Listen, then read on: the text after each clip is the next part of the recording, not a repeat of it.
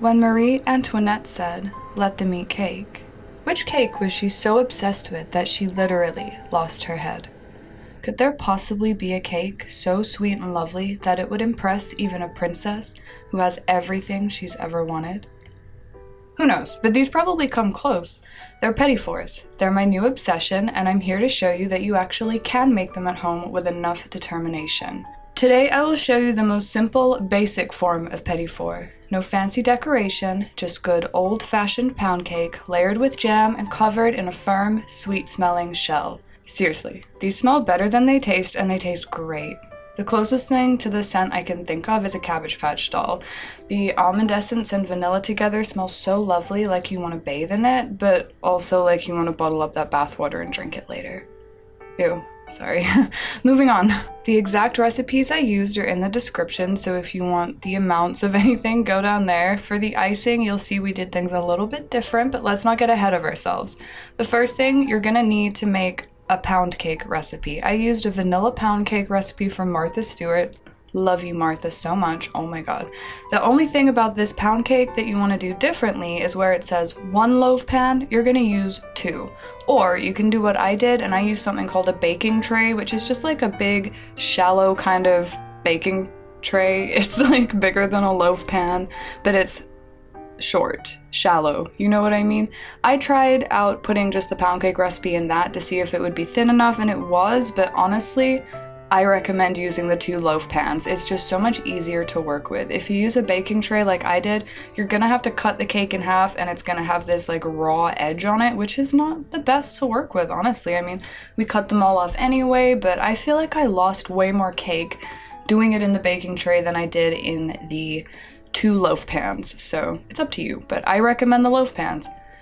Basically, once you have your cake, you're gonna trim off the top to make it really level, and then you're gonna trim off the sides. And you need to do this with both cakes, or both halves of your cake, depending on what you did. The knife you use to cut your cake is pretty important. I really recommend using a bread knife. I tried to use another knife just to see if it was possible, and you know what, it is, but you have to cut off tiny little chunks at a time, or you're gonna hurt yourself or ruin your cake. So use a bread knife if you have one, and let the knife do the work.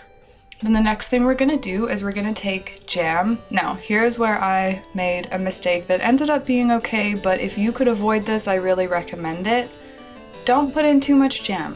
You're gonna see throughout the video all of the times that this amount of jam came back to haunt me, so please, do as I say, not as I do.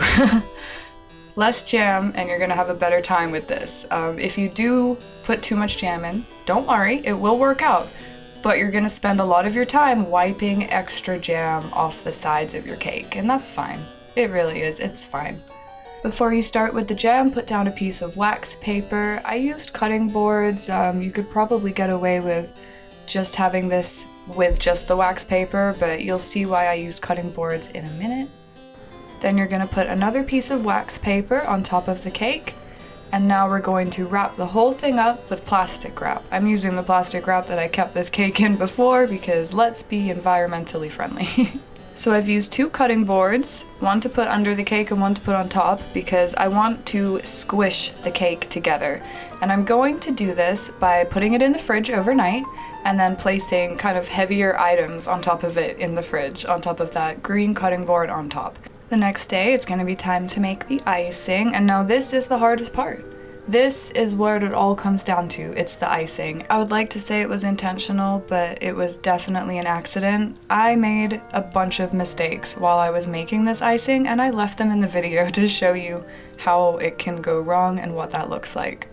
You're welcome. It's embarrassing. Now, first off, I recommend that you halve the icing recipe. Cut it in half because that's gonna give you it's easier to work with a smaller amount of cakes.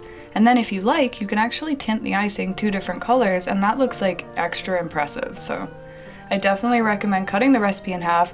Just don't do what I did. Here it is. Here's my mistake. I forgot to have the water. I forgot. I halved everything except for the water. You know what's gonna happen. You know what's about to happen. See that girl in the video? She has no idea. She has no idea what she's done yet. But she's about to find out. She's about to find out when the consistency is totally wrong. So please pay attention. If your icing looks like this, once it's been off the heat and cooled down, it's wrong. It's too thin. You put too much water in and you need to add more sugar. So, all was not lost for me. I did separate my cake into half. So I was dipping half with this icing that worked out too thin, but they still turned out to be cakes.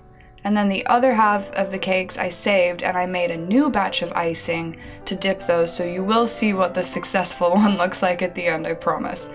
So back to that jam. If you put too much jam in, this is what it's gonna look like. Don't panic, it's okay. You know what the good thing is? It's gonna really taste like jam. You're gonna taste that jam.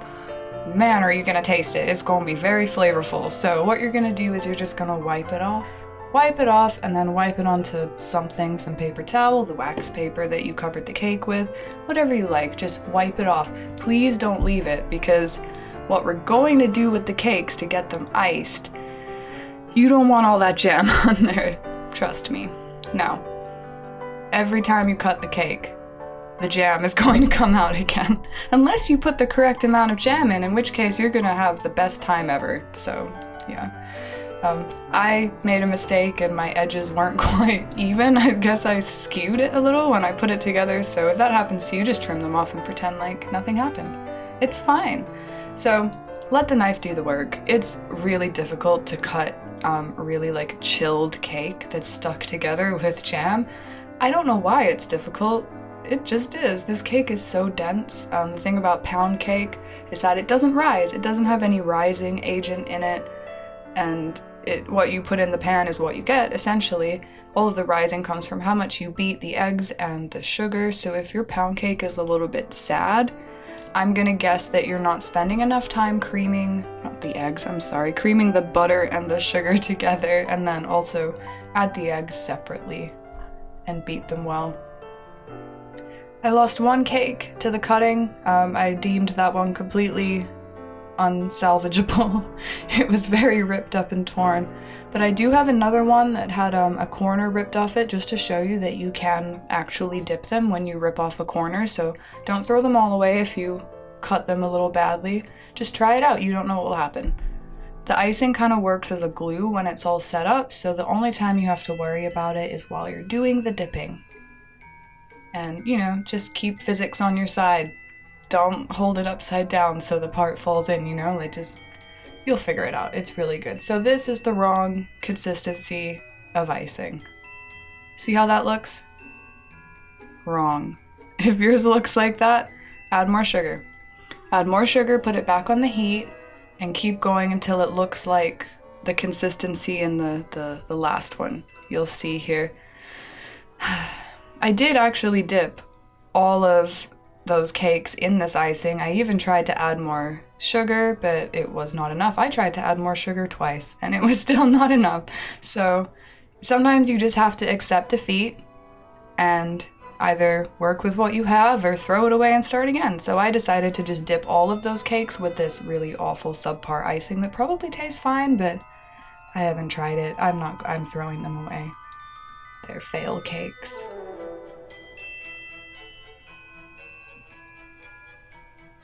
We'll get them next time. So, the next time I made the icing, I had the opposite problem. It was too hard. I put in the right amount of water, and it was still too hard. So what I did was I went over to the sink and gave it a really quick blast of water, and I had to do that a couple of times.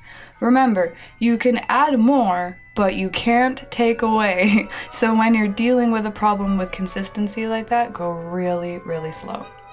And here you have it. This is the correct texture. This is what it should look like. That is the right consistency for Petit icing. Do you see how it's clinging to the sides? Now, unfortunately, there's too much jam, so the jam kind of really stands out, and that's all you can see when they're dry, but they're still really pretty, they're still really tasty, and that's basically how you coat them. The hardest part about the icing is getting the consistency right. If you are having a difficult time coating them, it means your icing is wrong and you have to fix it or start again. Now, I recommend you try to fix it before starting again, but over time you will realize when you have to give up. So, if the icing is too thick, what will happen is that you'll start to try to pour it over and it will fall off in clumps. That means it's too thick. Now you need to slowly add more water and stir it back on the heat. Remember to let it cool down once it's been on the heat, because if it's too hot, it won't stick very well. And if it's too thin, well, it just won't stick at all, and you'll know you gotta add more sugar and put it back on the heat. There it is. Actually pretty easy. So once they've been dipped or coated, covered, soaked, I don't know, it only takes them less than 5 minutes to set up to the point where you can handle them. I kind of use a fork to pry them off whatever they're on, and then I stick them into cupcake liners because I just think that looks really nice. It's also easier to eat them when they have a wrapper, because the icing melts just a little bit on your fingers, not too much. They're actually not that messy. And let me be the first to admit, these are big. These are large Petit fours. Petit fours are supposed to be smaller, but come on, please. I'm learning. Just be nice to me.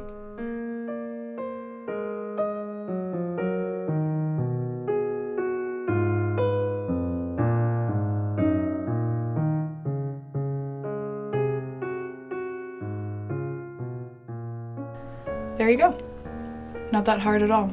And you know, people say you are what you eat, so I'm going to eat like a princess and hope I don't lose my head anytime soon. Yeah, thank you so much for clicking on me today.